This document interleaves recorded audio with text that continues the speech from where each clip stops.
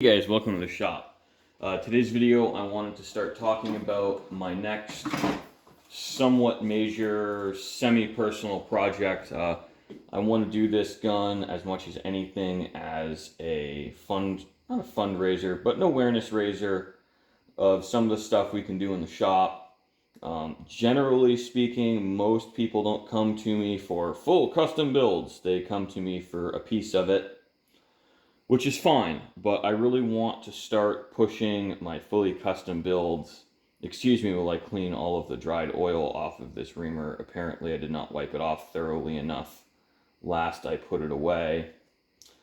But this is a howa 1500. It's currently chambered in 270 Winchester. We're going to rebarrel it with a Shylon barrel in 30-06. This is the chamber reamer. We've got our headspace gauges. Now, why are we going to use 30-06? And the reason is I like it. I have a lot of brass for it. I have a lot of components for it. I think it's a really good cartridge. And frankly, it works. It still kills stuff. The ammunition has been available since forever and will continue to be available for like forever. So in part one, what I'm going to do is just explain the project, and this is part one. Part two, we're probably going to cover at least laying out the tenon. I make a drawing first, and I'll show you how to do that on guns where you can't identify the thread pitch immediately, and you can't just go beep, bop, boop on Google and get what you need. And I think in part three, we'll show setting up the lathe. Now, I can't really show the active cutting process, but it's really not that exciting. I think from an education perspective, frankly, setting it up is far more important. Once you have everything set up, the job is a lot easier. That's almost universally true in the machining world, that your setup is the hard part. And then we'll show polishing and rebluing this. I'm going to do a pretty deep rust blue on it. I want it to be black as black.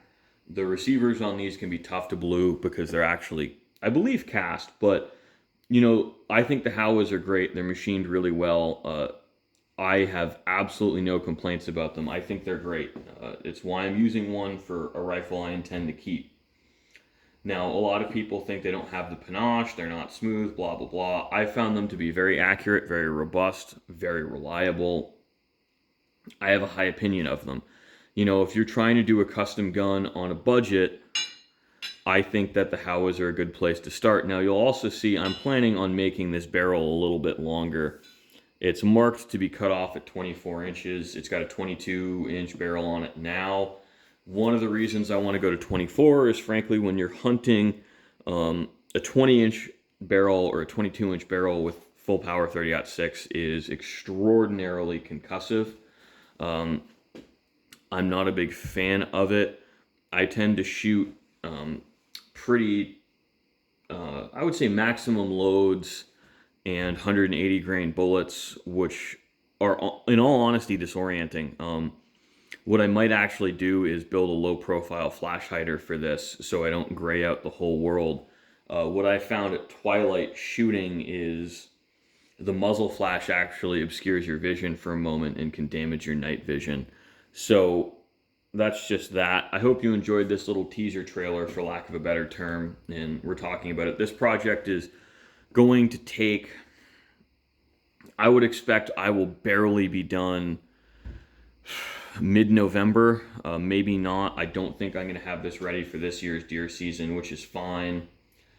I am going to do it as quick as I can, but one of the huge things I'm waiting on is certain parts are just the stocks.